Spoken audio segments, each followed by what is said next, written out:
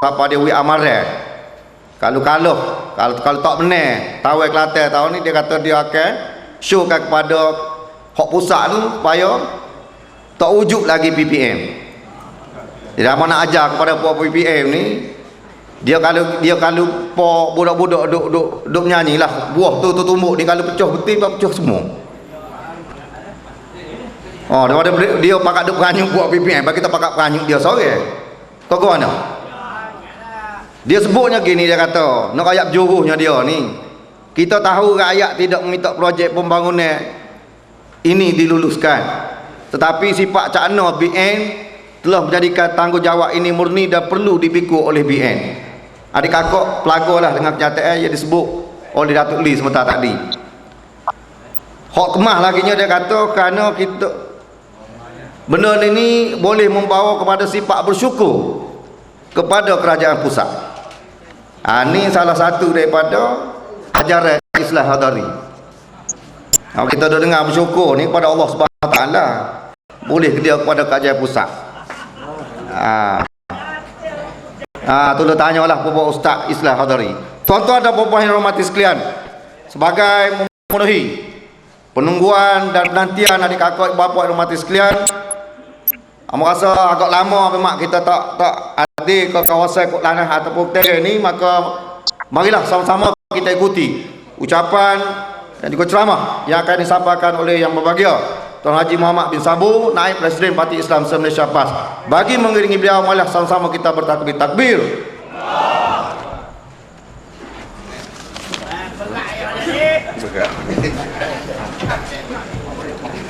Assalamualaikum warahmatullahi wabarakatuh. Alhamdulillahi rabbil alamin, wassalatu wassalamu ala asyrafil anbiya'i wal mursalin wa ala alihi wa sahbihi ajma'in. Allahumma salli ala Muhammad wa ali Muhammad. Yang dihormati saudara pengacara majlis, yang berbahagia Datuk Haji Rosli Ibrahim, penceramah kita tadi, Ustaz Haji Wan Ismail yang di-Pertua PAS kawasan, seluruh pimpinan PAS kawasan Ketere, pimpinan pemuda muslimat, seluruh ahli-ahli PAS, ahli-ahli Parti Keadilan Rakyat, seluruh kaki tangan urus setia penerangan Kerajaan Negeri Kelantan, para hadirin hadirat, muslimin muslimat yang dihormati sekalian. Alhamdulillah, pada malam ini sekali lagi kita bertemu dalam suasana yang terharu. Pasangan lama bertemu kembali. Daripada awal hari itu, bila berpisahnya kita 46 dibubarkan, saya menganggap adinda saya Datuk Rosli akan bersama kita, tetapi atas sebab-sebab tertentu dia terlewat. Maklumlah, dia pegang jawatan Setiausaha Perhubungan UMNO Kelantan. Begitu tinggi kedudukannya, segala projek di Kelantan ini di bawah tangannya. Tapi perjuangan mengejar kebendaan atau melalui umpan benda tidak selesai. Akhirnya beliau memilih dan bersama kita sekarang ini. Masanya tidak terlalu lewat, umur kita masih muda.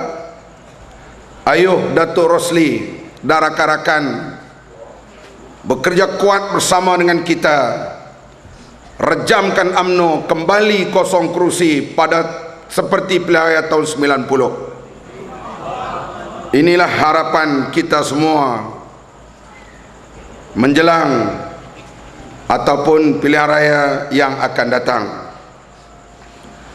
Hadirin hadirat yang dihormati sekalian,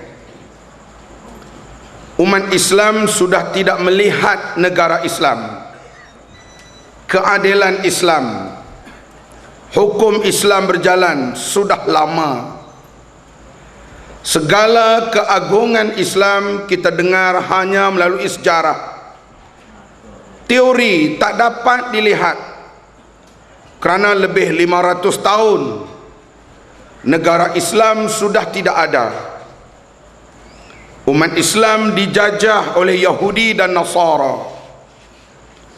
Bila mereka menjajah, mereka memastikan supaya negara Islam tidak muncul semula, hukum Islam tidak laksanakan semula, syariat Islam perlu diketepikan. Oleh itu beberapa hujah diletakkan dalam kepala pemikiran orang Islam.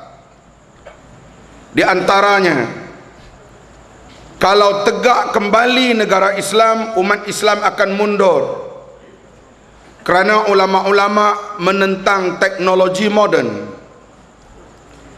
Kalau tegak pemerintahan Islam, negara itu tidak membangun.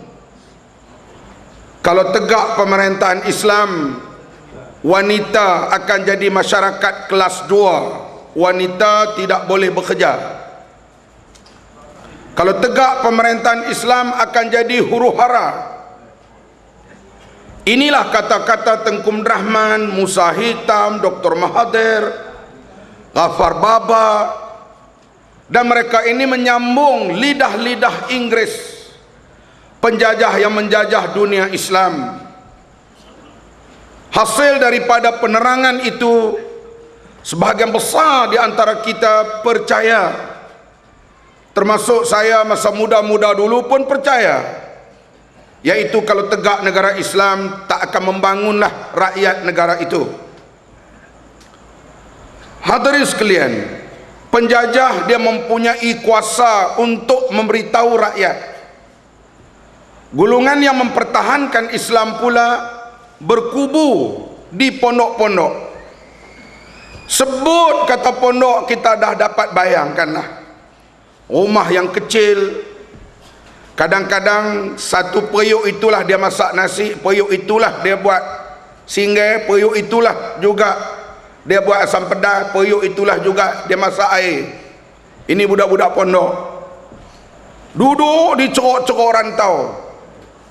Sedangkan perkembangan ajaran sekular berpusat di Kuala Lumpur, di Pulau Pinang, di Johor Bahru, di Singapura, di bandar-bandar. Dalam pertarungan itu, golongan penjajah berjaya.